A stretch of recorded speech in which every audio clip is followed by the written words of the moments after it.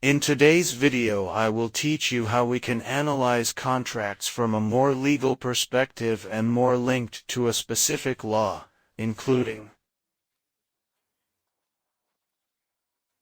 with the support of Doctrine, because simple legal analysis, when placed in large language models, does not always manage to meet our expectations as legal professionals.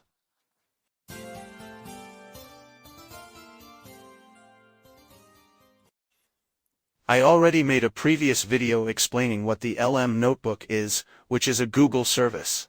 I'll leave the video link here in the description. And I have already prepared this notebook with an example of contract analysis.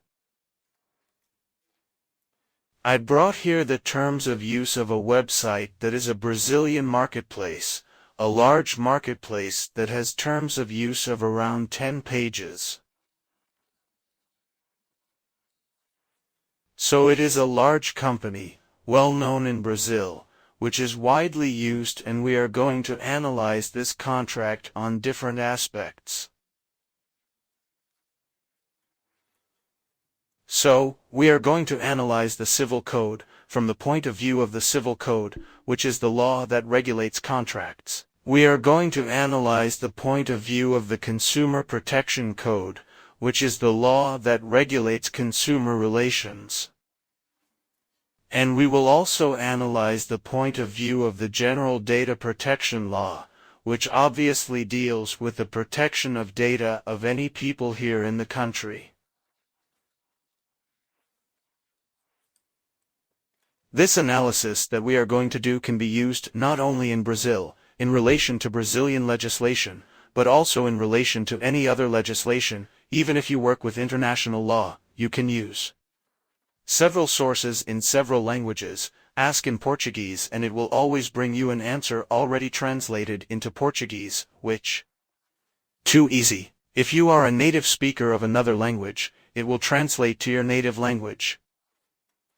We have also added 3 books on doctrine here. 2 on consumer law, so we have book 1 and book 2 here, and a specific book on general data protection law. It is also a book on doctrine, which provides the interpretation of the law and several other studies. So these are large books, from 100 to 300, 400 pages. We will begin our analysis of the contract. The first analysis we will do is in relation to the Civil Code. Since we have several sources here, the ideal is that we select only the most important or most useful sources. For that purpose, so that the system does not get lost with excess information, despite its great capacity to deal with volumes of information. Here we will select only the Civil Code and the terms of use of a store that I will call here London Store. Let's select. Unselect this one. Let's ask the first question. Which clauses of the terms of use provided are incompatible with the Civil Code? Let's copy, let's paste. He already brought me here a pre-analysis of the main clauses that can cause problems in relation to the consumer. So he brought here clause 3.2, clause 18.7 and clause 18.8.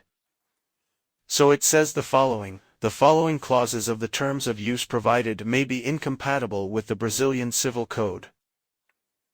Clause 3.10. This clause states that the customer agrees to the conditions established in the contract in a general and unrestricted manner. The Civil Code, in articles such as no.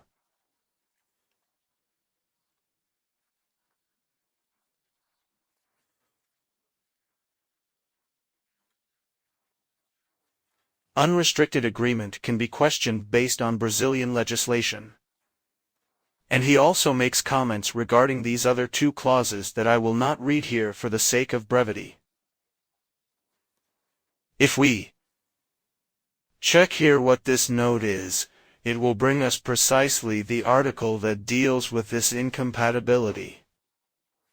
So we have the clause, and it has already pointed out the clause, and here it will point out to us which article of the law is theoretically being violated. If we click, it will show here next to it. What is the content of the clause and in what context it is inserted? Very good. So, what we have here is just a confrontation between the contract and the positive norm, between the contract and the law.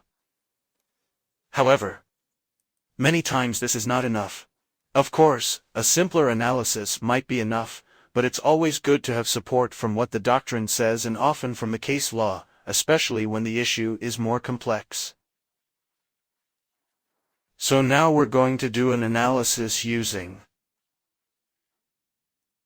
the General Data Protection Law, but instead of just putting the General Data Protection Law, I'm also going to put a book on data protection that is a 300-odd page book with doctrine and interpretation. So let's ask the same question here,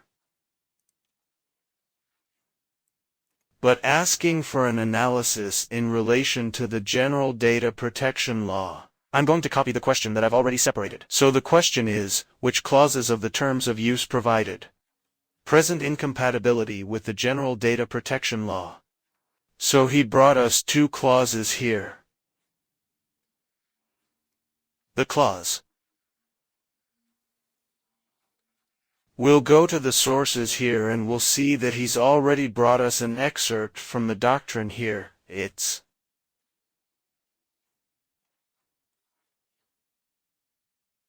bringing us here, as we can see at the bottom of this window, that he is bringing this information from Book 3, which is data protection.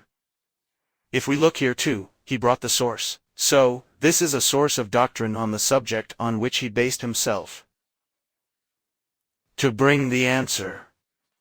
In the same way in clause 13.1. So here he already brings comments on the law. So, instead of us having only the dry information of the law, we also have a doctrinal interpretation of what the law says. Of the application of the law, of the way in which the law can and should be applied in the view of this doctrinaire. So here we have here in a very quick and practical way a pre-analysis. And I say pre-analysis because the final analysis will always be carried out by the professional. But a preliminary analysis of two clauses of a contract that brought us the two most relevant clauses that may violate the General Data Protection Law we can observe. Although clause 3.2 is also present in the incompatibility with the Civil Code, the reasons are different and the clauses incompatible with the Civil Code are different from the clause in which the incompatibility with the General Data Protection Law was pointed out. And we also have, if we want to make a more detailed interpretation, we can ask in relation to the Consumer Protection Code itself. So let's now do an analysis in relation to the Consumer Protection Code. Let's uncheck the Data Protection Law here and let's check the Data Protection books relating to the Consumer Protection Code and the law itself. So let's ask the question here. Let's send it. Which clauses of the terms of use provided are incompatible with the Consumer Protection Code? And he brought us here then another clause, which is clause 1.2, in which he presents this incompatibility. He brought up clause 3.2 again, so we have that clause 3.2 has already appeared as being incompatible with the Civil Code, incompatible with the General Data Protection Law, and incompatible with the Consumer Protection Code. So it is an important clause that, depending on the analysis being carried out, may be taken into consideration if you are acting On behalf of the company that drafted this contract, it is a point of attention, and if you are acting for the benefit of some consumer of some person who is on the opposite side of the contract, it is also a point of attention that deserves to be highlighted. But he brings here a new clause, which is clause 1.2. The analysis here is quite interesting, but I will not read it so that we can be quicker. And let's see what he brings us here in the note, which is the most important thing. So he brings us here a note that originates precisely in the doctrine.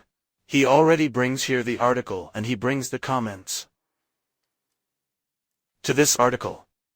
And then he continues below. So, it is up to us, evidently, to read what he gives.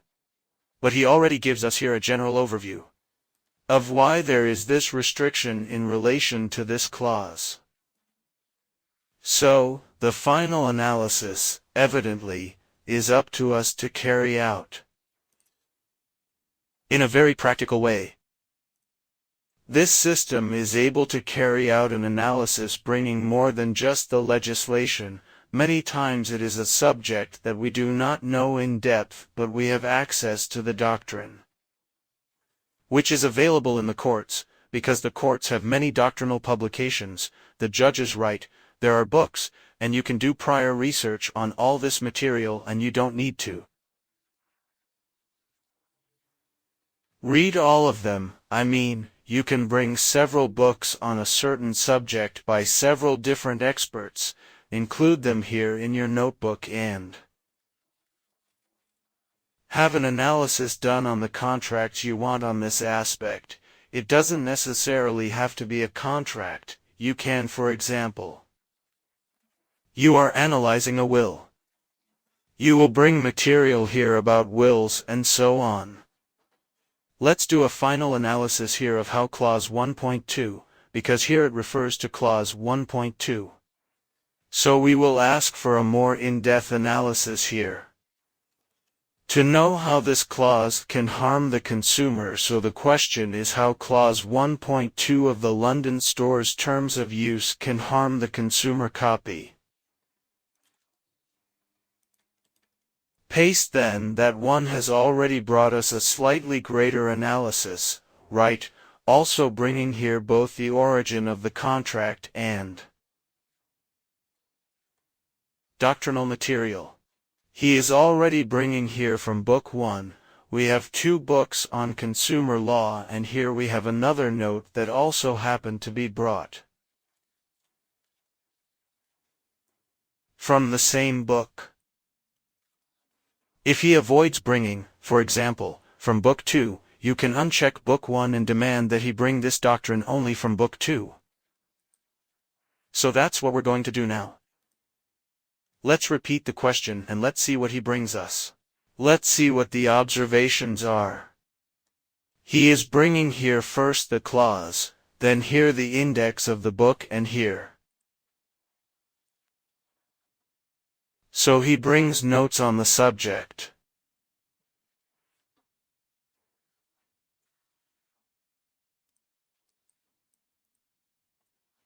Of course, the type of question you ask, the type of document you insert, all of this will vary depending on your needs. The way you ask will also often influence the answer. So over time, you get practice in asking in the best way to get the best answer. Right? So a little bit of practice obviously helps. You will know which are the best sources for you to consult. But the great advantage of this system is that it ends up making us experts in areas that we often cannot access or are subjects that are foreign to our daily lives. So this makes the work much easier. It speeds things up a lot and gives us better support than using a generic system like GPT, which was created for